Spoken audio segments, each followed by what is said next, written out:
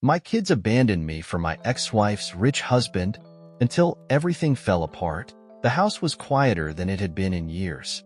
The photos on the wall told stories of a happy family, vacations at the beach, birthdays with lopsided cakes, and candid moments of laughter. But the silence now felt heavy, suffocating. It was the kind of quiet that came after a storm, the kind that made you realize nothing would ever be the same. I sat at the kitchen table, staring at the divorce papers in front of me. The signature was fresh, ink barely dry. 20 years of marriage, reduced to a handful of legal documents. My coffee had gone cold, untouched, but I couldn't bring myself to care. The kids were upstairs, avoiding me like the plague, and my wife, no, ex-wife, was probably at her new place with him. Eric, the man who had slid into our lives like a snake in the grass, smooth and unassuming at first. He owned the local car dealership, charming the community with his toothy smile and flashy suits. I'd been oblivious, too busy working late nights to notice the glances, the subtle changes in her demeanor. By the time I figured it out, it was too late. The affair had been going on for months, maybe longer. I had fought for the kids in the divorce, begged them to stay with me. But they were teenagers, old enough to choose. And they had chosen her. "Dad, it's not that we don't love you," my eldest, Jason, had said, his voice filled with awkward pity. "It's just, Mom needs us right now, and Eric's offering us jobs at the dealership. It's a great opportunity for both of us." His younger sister, Hannah, had nodded along, her face red from crying. "We'll still visit. It's not like we're abandoning you." But it felt like abandonment. They didn't understand the depth of betrayal I felt, not just from their mother, but from them too. I'd poured my heart into raising them, sacrificing my dreams to provide for our family. And now they were leaving me for a man who had torn us apart. The first few months were the hardest. The house felt cavernous without the sound of their laughter or the chaos of their arguments. Holidays were excruciating. Thanksgiving dinner was just me, and a turkey too big for one person. I tried to keep traditions alive, decorating the house for Christmas, but it felt hollow. The kids stopped coming by altogether. Excuses piled up. They were busy with work, with school, with life. I reached out, texting them, calling, leaving voicemails that went unanswered. The pain was unbearable, but I clung to hope. They'd come around, I told myself. They were just caught up in the whirlwind of their new lives. 2 years passed without a single visit. Then came the wedding invitations, or rather, the lack of them. Jason was the first. I found out about his engagement through a Facebook post. The smiling photo of him and his fiancée, their arms wrapped around each other, was captioned with, "She said yes. Can't wait to spend forever with you. Love." My heart sank as I read the comments congratulating them, but there was no mention of a wedding date. I assumed it was a small oversight until a few months later when photos of their wedding flooded my feed. He hadn't invited me. Hannah followed suit 2 years later. Her wedding was a lavish affair, the kind you'd see in a lifestyle magazine. Eric walked her down the aisle. He beamed in every photo, his arm around her like he'd been her father all along. My chest tightened as I scrolled through the pictures. I wasn't in any of them. I hadn't even known the date. By the 8th year, I stopped trying. The silence between us had solidified into a wall, impenetrable and unyielding. I threw myself into work, finding solace in the predictability of my routine. The house became a mausoleum of memories, but I couldn't bring myself to move. It was all I had left of the family I once knew. Then, one day, my phone rang. The number was familiar, one I hadn't seen in years. "Jason." I hesitated before answering, my heart pounding in my chest. "Hello?" "Dad," he said, his voice shaky. "I need to talk to you. It's important." Something in his tone sent a chill down my spine. I swallowed hard, trying to keep my voice steady. "What's going on?" There was a long pause. When he finally spoke, his words were barely above a whisper. "It's about Mom and Eric. I think we made a mistake." The story would continue with unexpected twists, unveiling secrets about Eric's true intentions, the toll of the kids' decisions, and a shocking revelation that would leave everything hanging in the balance. Jason's words hung in the air like a thunderclap. reverberating through the silence of the empty kitchen. I think we made a mistake. For years, I had imagined this moment. My children coming back, realizing the pain their choices had caused. But now that it was happening, I wasn't sure how to feel. What do you mean, Jason? I asked, trying to mask the mix of hope and bitterness in my voice. Jason hesitated, his breathing audible through the phone. It's complicated, Dad. I need to see you. Can we meet? Tomorrow? I leaned back in my chair, my mind racing. Tomorrow? What's going on? Is something wrong? Please, just trust me, he said, his voice cracking. I'll explain everything when we talk. I can't do it over the phone. I wanted answers, but I could hear the desperation in his voice. Whatever this was, it wasn't something he could put into words easily. Against my better judgment, I agreed. Okay, same place? I asked, referring to the diner where we used to grab breakfast when he was a kid. No, Jason replied quickly. Not there. Somewhere private. Can I come to the house? The house. The place he hadn't stepped foot in since the divorce. My chest tightened. Yeah, I said after a pause. Come by tomorrow evening. Thanks, Dad, he said softly. I'll see you then. The hours dragged by after our call. I spent the day cleaning the house, as if tidying up the remnants of our old life could somehow make everything feel normal again. But nothing about this situation was normal. By the time evening rolled around, my nerves were shot. I sat by the window, watching the driveway, my mind replaying Jason's words over and over. We made a mistake. What did he mean? Was this about Eric? His mother? Or something else entirely? At exactly 7 p.m., Jason's car pulled up. I stood at the door, my hands clammy, as he got out and walked up the steps. He looked older, more worn than I remembered. His once carefree expression was replaced by a tension that didn't belong on the face of a man his age. Hey, Dad, he said, forcing a small smile as I opened the door. Come in, I said, stepping aside. Jason looked around as he entered, his eyes scanning the house. It's just like I remember, he murmured. I nodded, unsure of what to say. Want something to drink? Coffee? Water? No, I'm good, he said, sitting down on the couch. I took the armchair across from him, waiting for him to speak. Jason leaned forward, resting his elbows on his knees. For a long moment, he didn't say anything, just stared at the floor. Finally, he let out a shaky breath. Dad, I owe you an apology.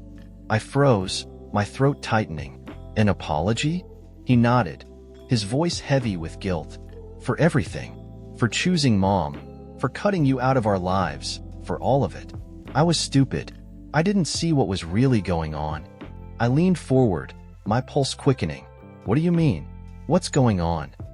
Jason ran a hand through his hair, his face pale. It's Eric, he said, his voice barely above a whisper. He's not who we thought he was. Not even close. The words hit me like a freight train. I had always suspected Eric wasn't the charming, upstanding man he pretended to be. But hearing it confirmed by Jason, that was something else entirely. What did he do? I asked, my voice hardening. Jason hesitated, as if weighing how much to say. At first, everything seemed fine. He gave me and Hannah jobs, treated us well, even acted like a father figure. But over the years, things started to feel off. Little things at first. He'd make comments, ask us to do things that didn't sit right. I ignored it, thinking I was overreacting. Jason swallowed hard, his hands clenching into fists. Then, last year, I found out he's been embezzling money from the dealership. Millions. He's been using Hannah and me to cover his tracks without us even realizing it. My stomach dropped. What? How? He's been forging our signatures on documents, making it look like we approved certain transactions. I didn't realize it until I stumbled across some files on his computer. When I confronted him, he threatened me. I sat back, stunned. Threatened you how? Jason looked up, his eyes filled with a fear I hadn't seen since he was a child. He said if I went to the authorities, he'd destroy me. He has dirt on me, Dad, on all of us. Stuff that could ruin our lives. And Hannah, she's in even deeper than I am. She trusted him completely. She has no idea what he's been doing behind her back. My mind raced as I tried to process what Jason was telling me. Have you told your mother about this? Jason laughed bitterly. She doesn't care. She's so blinded by him. She refuses to see the truth. When I tried to bring it up, she accused me of being jealous, of trying to sabotage her happiness. I clenched my fists, anger bubbling to the surface. So why come to me now? Jason's expression softened, his voice filled with regret. Because I need your help, Dad. I don't know what to do. Eric has too much power, too many connections. If we don't stop him, he's going to take us all down with him. For the first time in years, I felt a spark of purpose.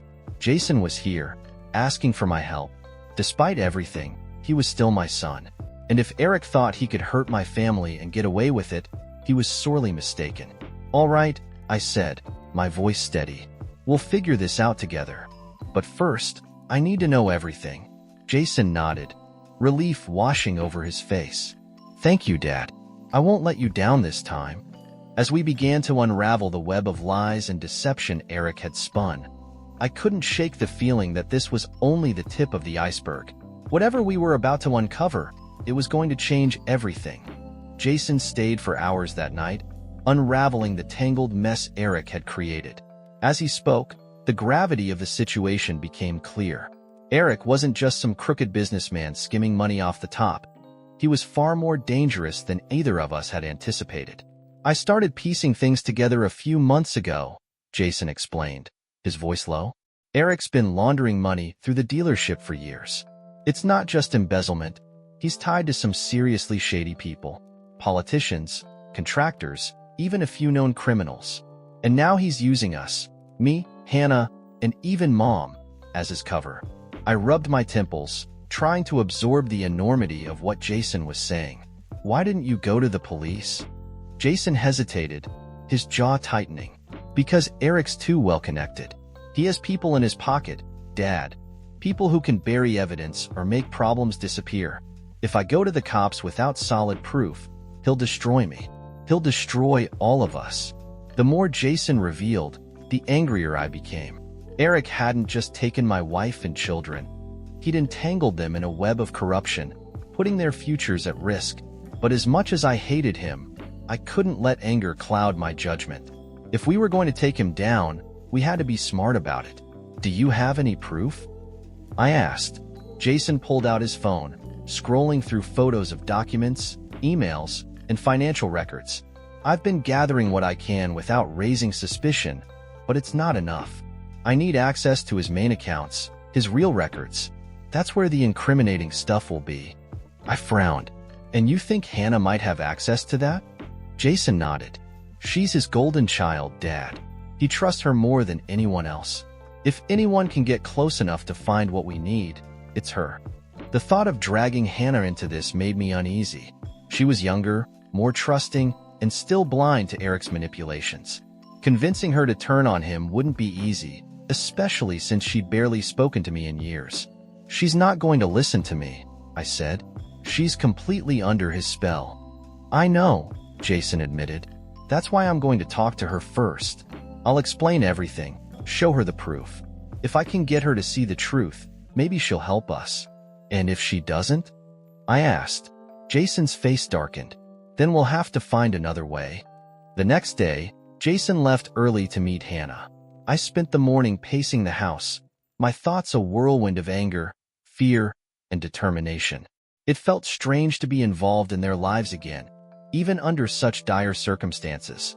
For the first time in years, I felt like a father again, not just a bystander watching his family fall apart. By evening, Jason was back. He looked exhausted, his face lined with worry. Well? I asked, bracing myself for the worst. She didn't believe me, Jason said, sinking into the couch. She said I was overreacting, that Eric would never do something like this.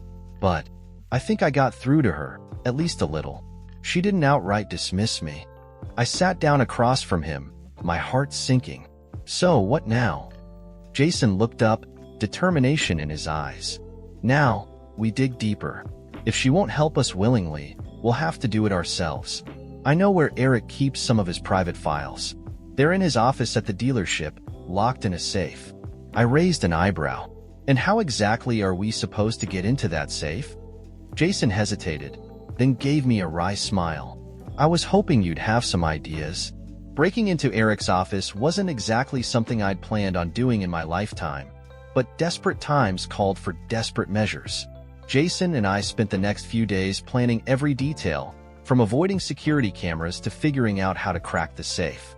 It felt surreal, like something out of a crime movie, but the stakes were too high to back out. On the night of the plan, my heart pounded as we pulled up to the dealership. The building was dark and silent, the perfect cover for what we were about to do. Jason had a key to the side door, one of the few perks of still technically working there, and within minutes, we were inside. "This way," Jason whispered, leading me through the maze of offices. Every creak of the floorboards made my pulse race, but we pressed on, determined to see this through. Eric's office was just as I remembered it. Sleek, ostentatious, and dripping with arrogance. A massive mahogany desk dominated the room, flanked by bookshelves filled with leather-bound books that were probably just for show.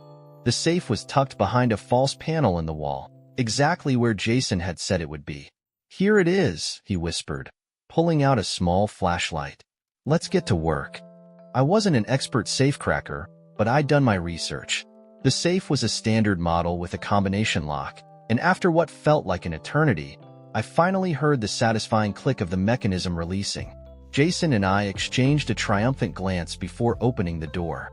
Inside, we found exactly what we were looking for. Folders stuffed with financial records, flash drives labeled with cryptic codes, and a ledger that all but screamed evidence. "This is it," Jason breathed, carefully loading the files into a bag. "This is what we need." But as we turned to leave, the sound of footsteps froze us in our tracks. Someone else was in the building.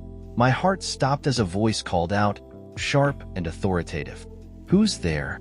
Jason and I locked eyes, our hearts pounding in unison. The footsteps grew louder, accompanied by the rustling of keys.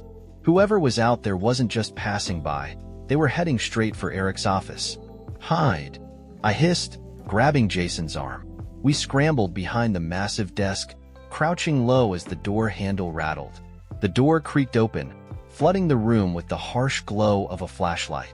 The beams swept across the room, pausing on the open safe. My stomach twisted as the realization hit me. Whoever this was, they knew someone had been here.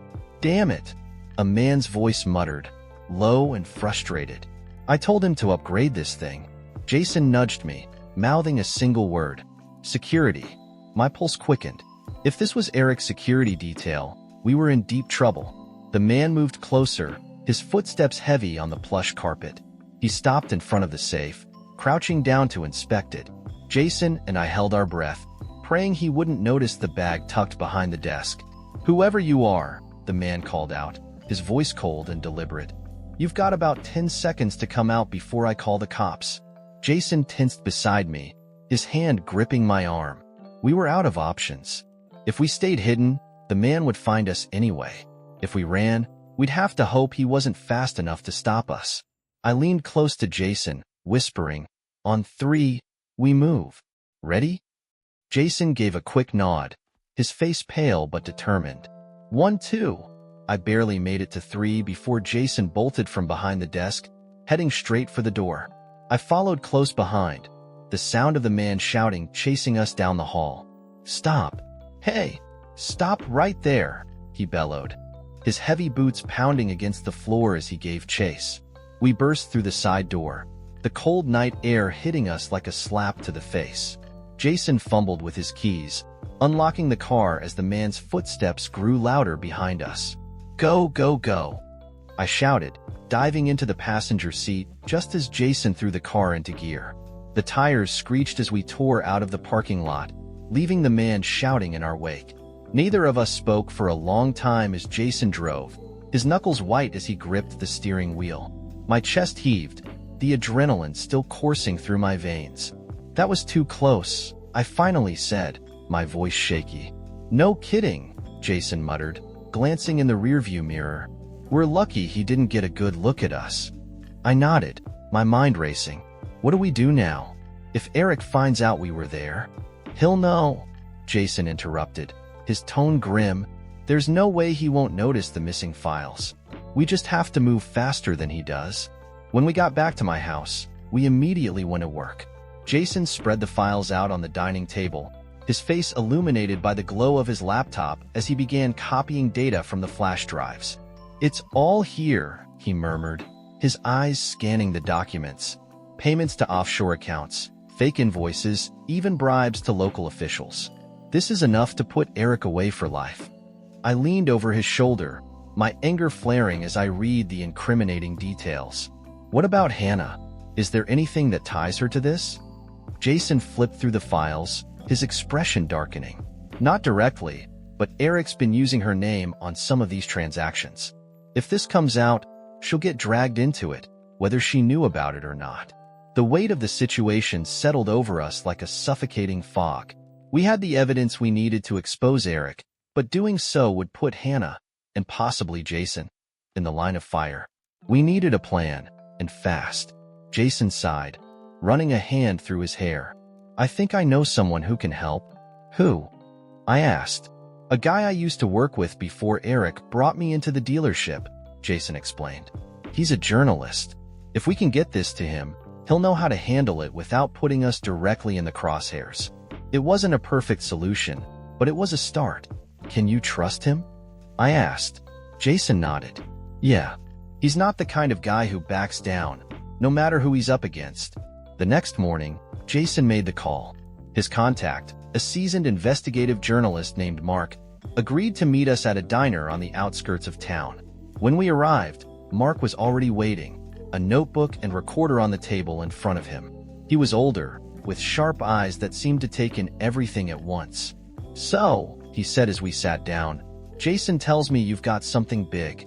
"You could say that," I replied, sliding the folder of documents across the table. "We've got proof of embezzlement, fraud, and bribery. The works." Mark flipped through the papers, his expression unreadable. "This is good," he said after a moment. "Really good. But if Eric's as connected as Jason says, this won't be easy. He'll fight tooth and nail to keep this quiet." "Can you do it?" Jason asked, his voice tense. Mark looked up, a faint smile tugging at the corners of his mouth.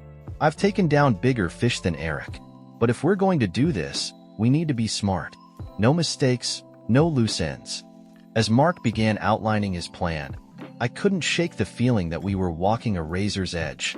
One misstep, and Eric would come after us with everything he had. But as terrifying as that prospect was, I knew one thing for certain. I wasn't going to let him win. Not this time. Mark wasted no time. He began organizing the evidence into a coherent narrative, one that would withstand scrutiny and pack enough punch to break through Eric's carefully constructed facade. Jason and I worked with him late into the night, providing context and answering questions about the documents we'd retrieved. By the time we wrapped up, we had a plan. Mark would publish the story in a major outlet, while simultaneously leaking key documents to law enforcement.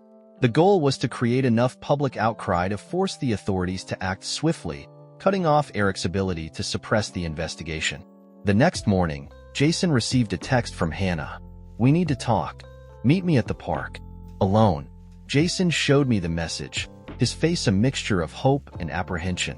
"Do you think she's starting to believe me?" "Maybe," I said cautiously. "Or maybe Eric found out about our break-in and sent her to fish for information.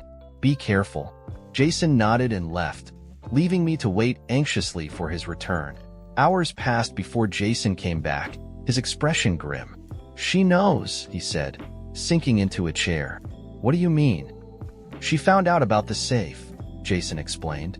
"Eric told her someone broke in and stole documents. He didn't say it was us, but she's suspicious. She asked me point blank if I had anything to do with it." "And what did you say?" "I lied," Jason admitted, guilt flickering in his eyes.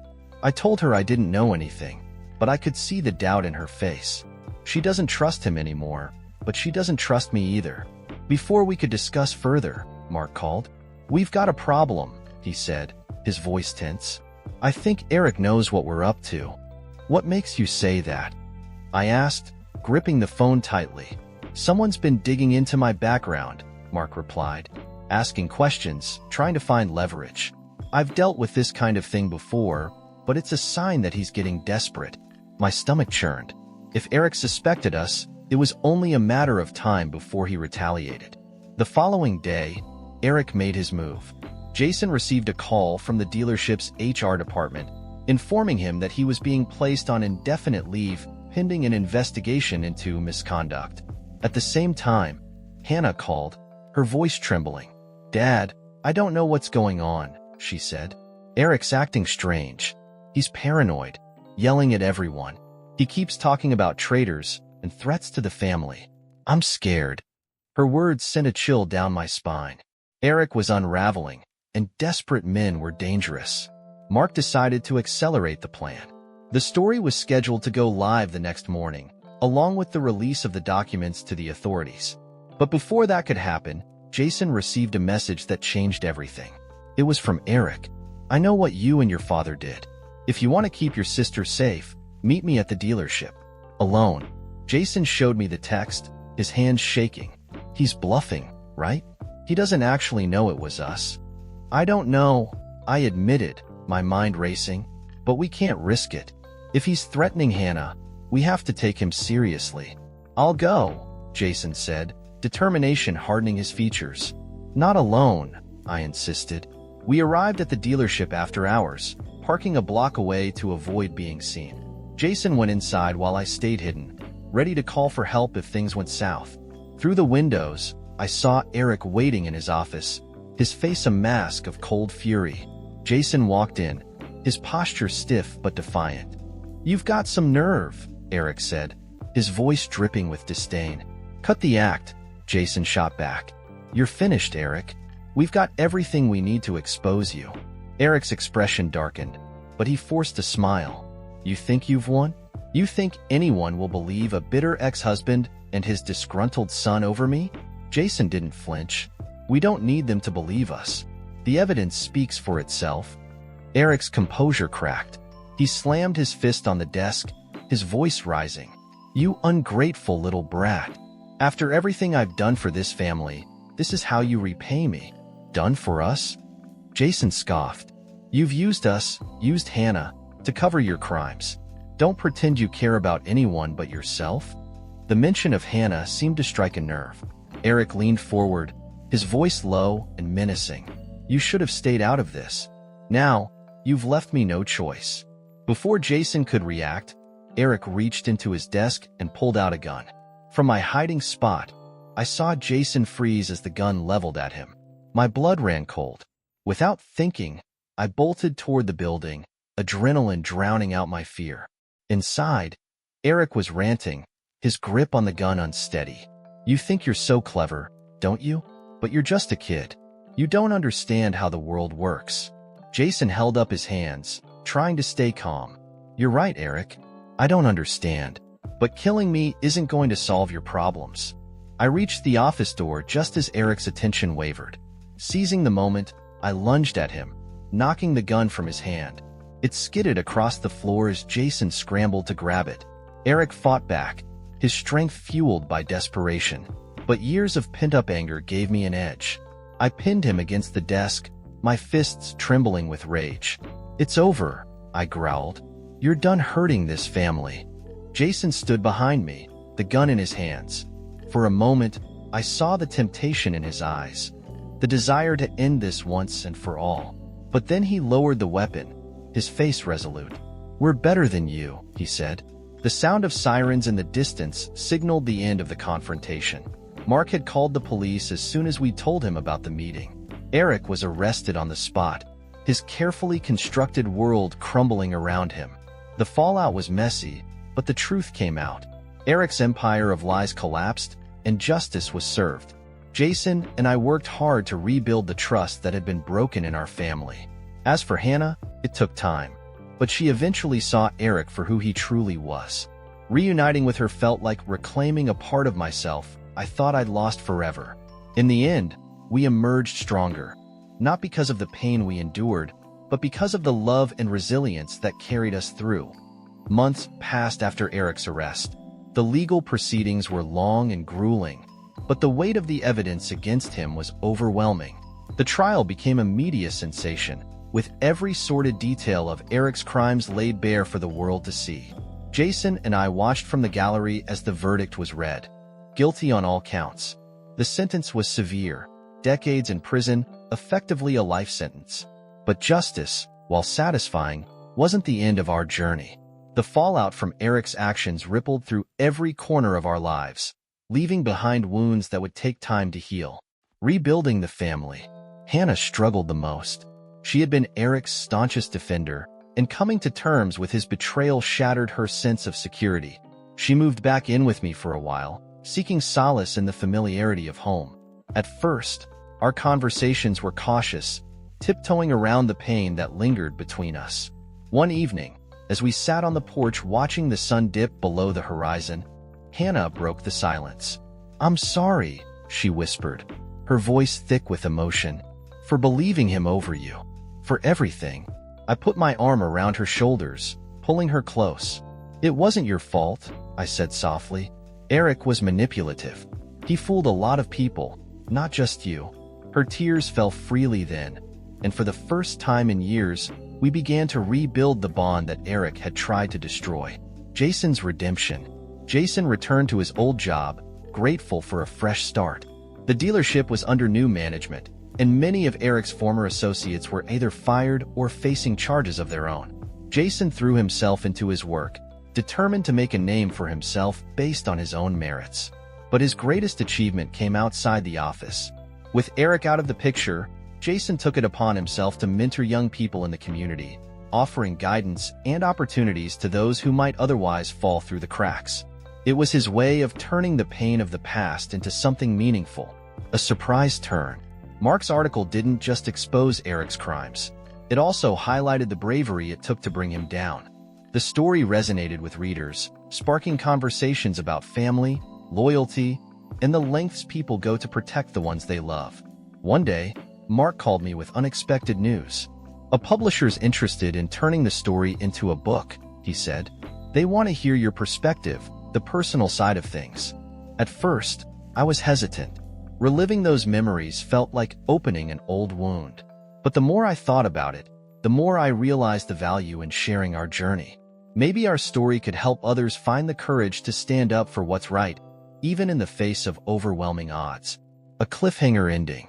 Life began to settle into a new normal, but just as we started to find our footing, a letter arrived in the mail. It was addressed to me, the handwriting unfamiliar. I opened it cautiously, my pulse quickening as I read the first line. "You think it's over, but it's not." The letter was unsigned, its contents cryptic but ominous. It spoke of unfinished business, of debts to be paid. I showed it to Jason and Hannah, their faces mirroring my unease. Could it be one of Eric's associates? Jason asked. "Maybe," I replied, though deep down, I wasn't sure. The peace we'd fought so hard to achieve suddenly felt fragile, like a thread stretched to its breaking point. As I stared at the letter, one thing became clear. Our story wasn't finished, and whoever sent that message was about to make sure of it.